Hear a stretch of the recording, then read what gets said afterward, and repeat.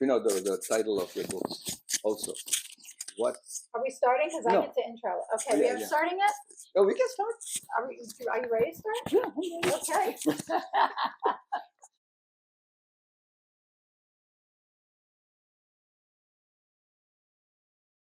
So, thank you very much for joining us on our first edition of From Fact to Fiction, unpacking the truth behind today's top thrillers. I love thrillers with a capital T. Think Michael Crichton, Robin Cook, Steve Barry. And while they're different in genre, what they have in common is that they immerse the reader in a whole new but realistic world. And at the best of these blend fact with fiction so that it's hard to tell the difference, right? You don't know what is, what could be, and what's totally impossible. It would take an expert to know. And that's why we're here. Each time we meet, I'll pair up with an expert and we'll select a new hot thriller. We'll not only talk about why we love the book, but unpack the truth behind the fiction. So our book today, we're going to review Douglas Preston's book, Extinction. It's a 2024 novel. It's police procedural meets science thriller, meets techno thriller, and action adventure. It's all set in a gorgeous Colorado Rocky Mountains wilderness. It's gripping and fast-paced thriller with unexpected twists and a thought-provoking premise, which is the extinction of lost species, one of which is the woolly mammoth. Let's see, is all this possible? Let's find out. So I want to introduce to you our expert today, Dr. Michael San Francisco. He is an emeritus professor and dean from Texas Tech University, which I think means retired, but maybe it's not more. Michael had a long and distinguished career there, teaching microbiology to undergraduate and graduate students, mentoring many doctors, masters, and undergrads. So Linda, she's an award-winning author of thrillers laced with science and technology, and she's more than that, of course, right? Her stories are founded on years of research and decades of work in computers, in artificial intelligence, and other data science.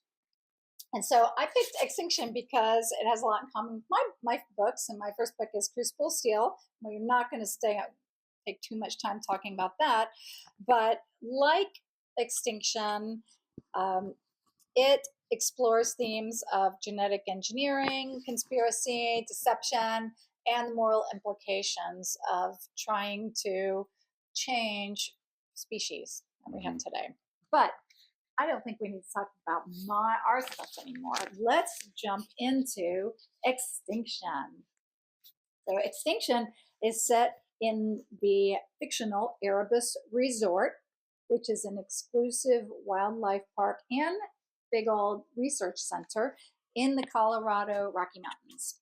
The resort gives rich guests a rare opportunity to observe de-extincted animals in the wild. Woolly mammoths, a giant elk, a giant sloth. Everything's giant, I know. Right?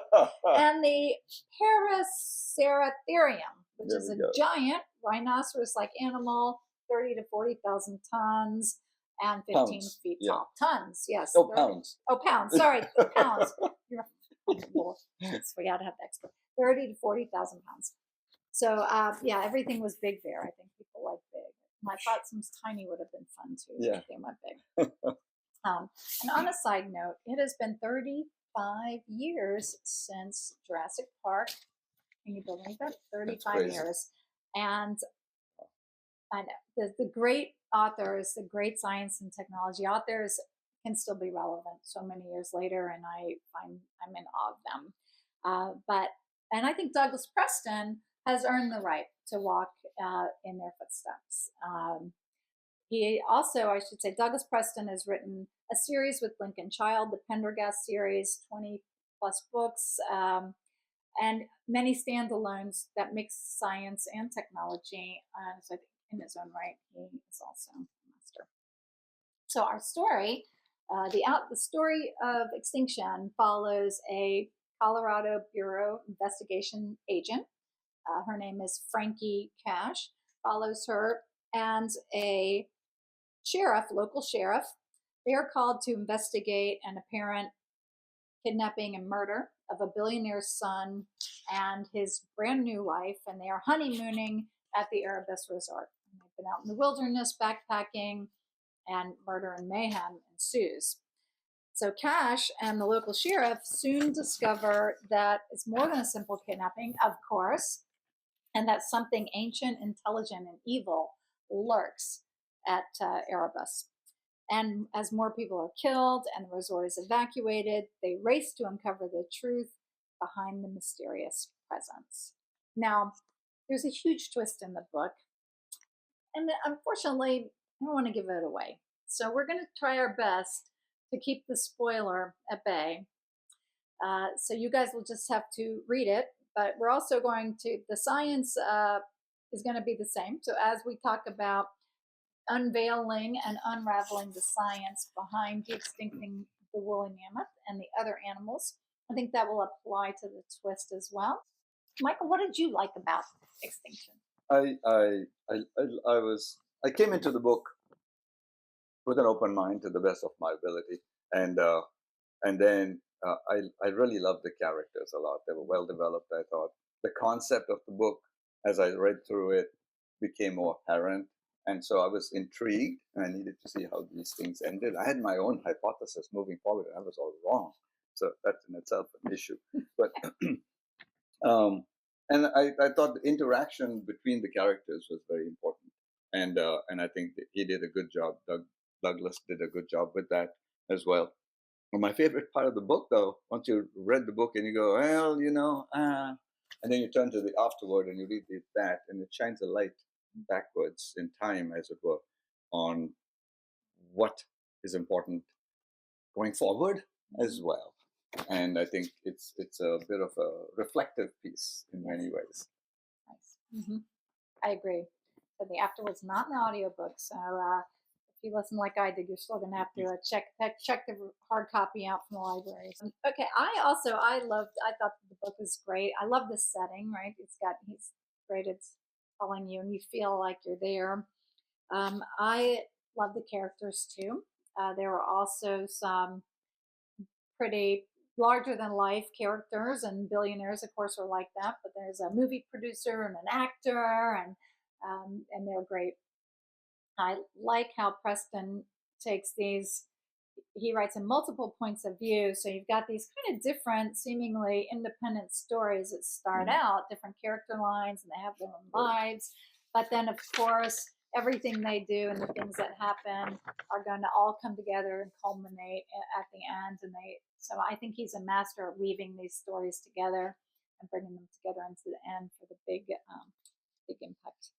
And I love, of course, his action scenes are awesome, and the tension he builds, and you're like peering around the corner with your character, just waiting to see who's going to get shot at or killed or what's going to happen.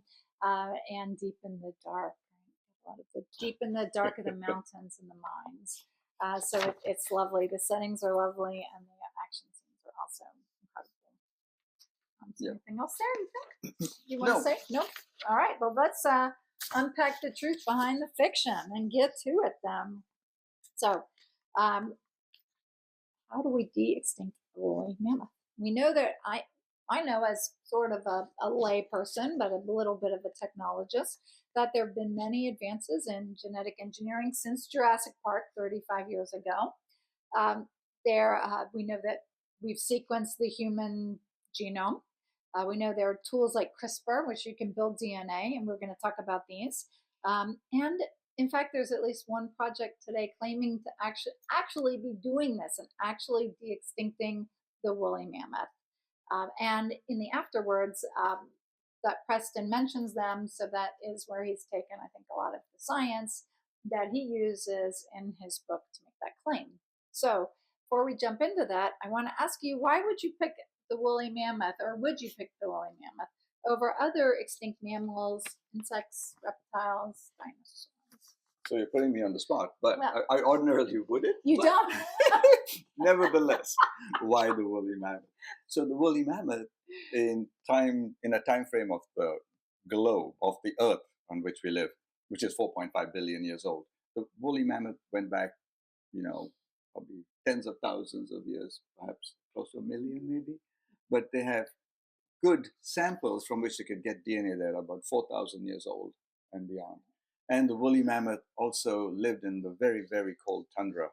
And so then that environment served in large measure as a way for the DNA to remain relatively unspoiled. Because it's like literally packed in ice. Yeah, you Right? can think of it that Okay. way. Whereas if you go into a southern biome, say along the tropics or something, things will get degraded really fast because they don't have that kind of intense cooling.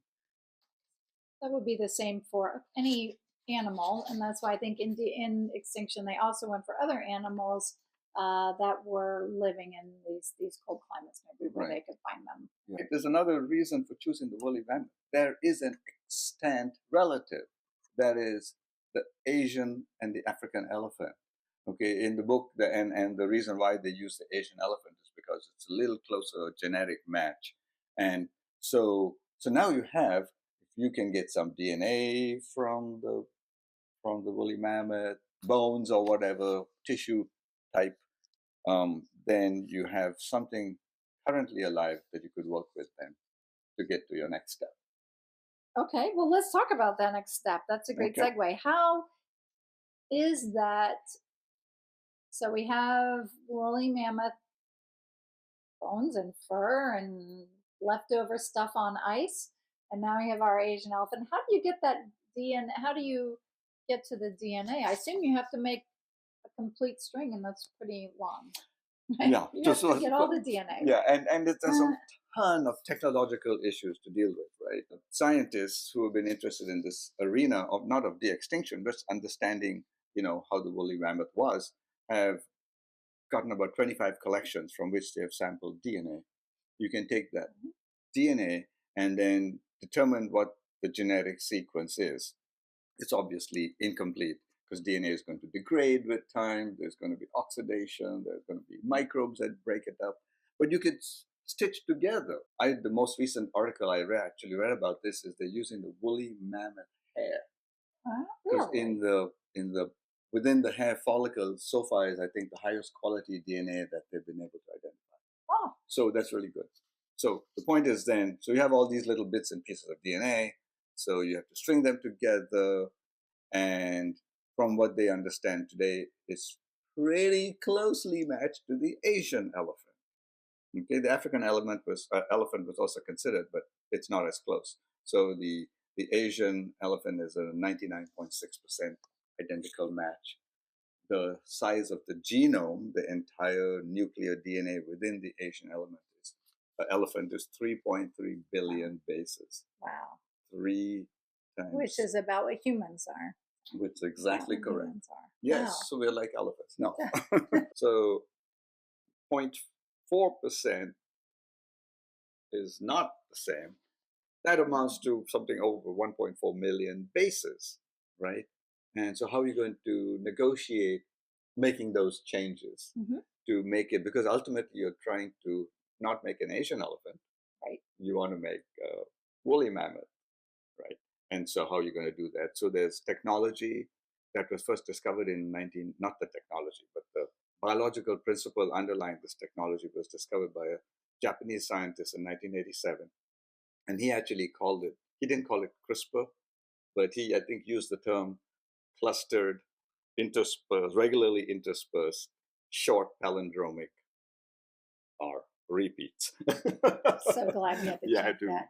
Cheat there. But nevertheless, and then Jennifer Doudna and her Emmanuel Charpentier, they then went ahead and found a way to use this as a technological tool.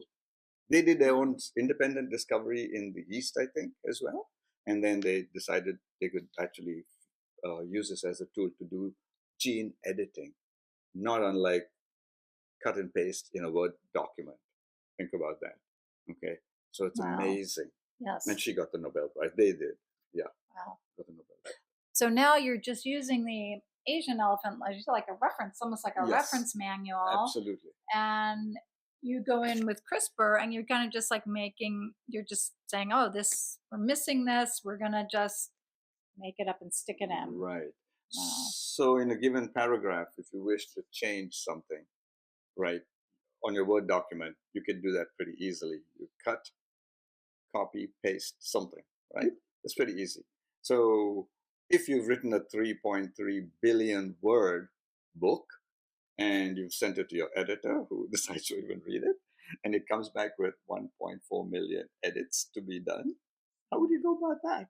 It's a tribute to science and the way science has moved forward over time, that now we can do that, and there are systems within cells now that can be employed to physically identify the missing or wrong pieces of DNA which you wish to change. Then it'll scan the DNA, identify this place where the quote unquote change needs to be made. This protein that's associated with this guide will cut the DNA, and then you have a break. And then you have to repair the break. And they also have then the piece of DNA they wish to insert there. And the biology and the technology is a little involved, but it happens and it can be done really fast. And people have used it now to cure sickle cell disease and a number of other diseases, to make plants more drought resistant, to make some fruit bigger. Why would you need a bigger fruit? Just eat more fruit. Okay, so once you have your DNA strand, though, how do you actually make once I have DNA, I have something. Right. I have a DNA strand. Right. How do I make my woolly mammoth? Yeah, so that's a next level task, right? So you can make all your genetic changes in the system, as it were. And you can do that in a petri dish, in a cell in a petri dish. And then what they have to do is actually take that DNA and put it into the nucleus of a carrier cell, as it were. You think about it like that. Okay. And that cell could be an egg. Wow. Right? Yeah. And that egg then belongs to Mrs. Asian Elephant. An elephant. All right. Okay. And the egg's DNA has been taken out. The Asian elephant's DNA has been removed. Yeah. So now you have a full complement of DNA within that, and then they have to chemically, I guess, they'll have to stimulate the uterus and all the associated things to allow then the maturation to happen. So it's like IVF, like humans do, and you're doing it and stick it into the elephant, and now the elephant carries her baby, and it becomes a woolly mammoth. However, I'm sure things can go wrong still. Yeah, it was John Kennedy who said, right? The challenge is hard, and that's why we do it. And this is a good segue that people should do this, de-extinct animals, and you've said there are good challenges there, so it doesn't matter if they should, that we're just going to do it anyway because we can't help ourselves.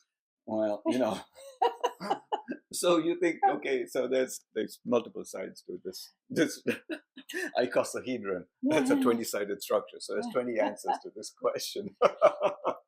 Anyway, so I think in part it's a good exercise to go through, because we will learn a lot, technologically and otherwise. Okay, but we have to be careful. When we introduce new species into relatively new environments, even though they might have been inhabitants of them in the past, they could change eventually and become invasive. What do you mean? What do I mean? The cane toad in Australia and also Hawaii and things was brought in to combat a sugarcane beetle that was destroying the crops. Well, when that job was done, then they started devastating and eating up all the other flora, or fauna rather, that the other frogs would use. And so now those frogs went into decline. Wow. Yep. Okay. And you have the case of the mongoose. That's right. Mongoose in St. Croix, where I lived in the Virgin Islands, right? So these are invasive organisms today, and they are pests in our environment. So who's to know what might happen with these big animals down the road? See woolly mammoths running amok in the cities, in downtown Greenville, and the mountains of Asheville. Who knows? Probably not. I think people are just going to try to find a way to do it. just because that's what we do, right? Yeah. And I should say, I want to just on our closing say there's the huge twist in the book, which we're not going to give away, but if you have read it, the science is the same. There's no difference, right? The woolly mammoth, other animals, and so the de-extinction process. I mean, again, people could be doing more nefarious things than just de-extincting woolly mammoth today, right? It definitely could be happening, even if it's not in America. There's plenty of other countries, and so you're going to have to read Extinction to find out what it is. And I think that on that note, maybe we should call it a wrap. Sure. Okay? So I hope you enjoyed our first episode and come back for more. Our new book reviews will occur at least monthly, and other related articles and interesting stuff I'll put on our Substack site. And thank you so much for joining.